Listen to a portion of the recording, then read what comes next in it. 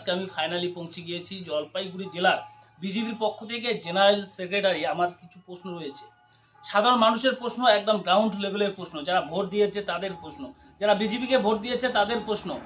মানুষ ভাবছে যে ইতিমধ্যে দেখছে তৃণমূল কংগ্রেস বিজয় উল্লাস করছে, বিজয় আপনাদের কি প্রতিক্রিয়া রয়েছে এই বিষয়ে? তৃণমূল কংগ্রেস বিজয় উৎসব নয়, তৃণমূল কংগ্রেসের একটা বিসর্জন উৎসব নয়, তৃণমূল কংগ্রেসের একটা বিসর্জন উৎসব। তার কারণ মানুষ যেভাবে স্বতঃস্ফূর্তভাবে ভোট দিয়েছে, এই নির্বাচনে তৃণমূল উত্তরবঙ্গে একটা সিটও পাবে না।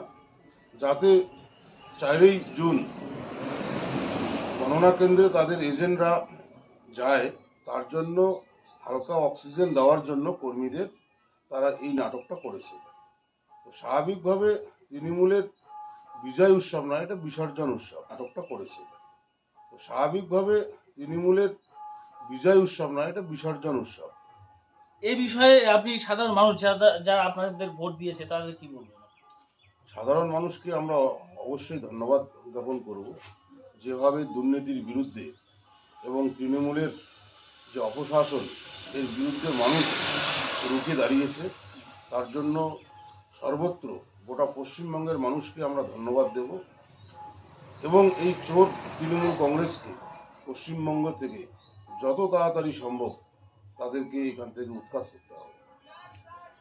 এবারে আপনাদের ইলেকশন হয়ে গেল, শান্তিপ্রিয় ইলেকশন হয়েছে, এবার আপনাদের বিরুদ্ধে যে অভিযোগগুলো তোলা হচ্ছে, যে দুর্নীতির অভিযোগগুলো তোলা হচ্ছে, আপনার দাঙ্গা বাজাচ্ছেন, ভোট কেন্দ্রে যাতে দিচ্ছেন না ভোটারদের তৃণমূল কংগ্রেসদের, আপনি কি বলবেন? দেখুন, দাঙ্গা পশ্চিমবঙ্গে কে বাজায় এটা পশ্চিমবঙ্গের মানুষের কাছে পরিষ্কার হয়ে গেছে।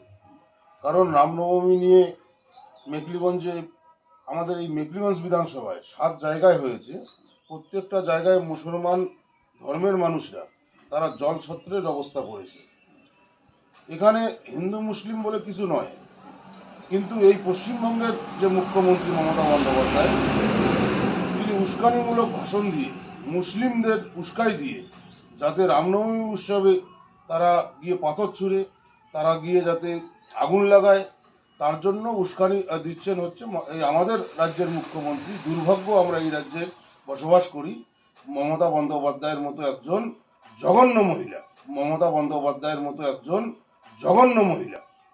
এবারে আপনি মুসলিমদের কথা যেহেতু তুলে নিয়ে আসলেন, মুসলিমদের এবার কি ভোট পাবেন? কত পার্সেন্ট পেতে পারেন?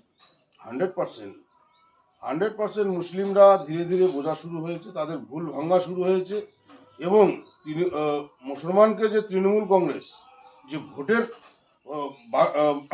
ভোট ব্যাংক হিসাবে যে ব্যবহার করে, ধীরে ধীরে মুসলমানরা বুঝতে পেরেছে।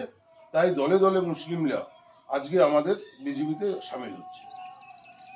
তো আপনার এখানে কিন্তু জলপাইগুড়ি জেলার জেনারেল সেক্রেটারি ইরাম রায় মহাশয়ের নিজস্ব বক্তব্য শুনতে পারলেন। তিনি কিছু অভিযোগ তুলেছেন যে মুসলিমদের ব্যবহার করছে তৃণমূল কংগ্রেস।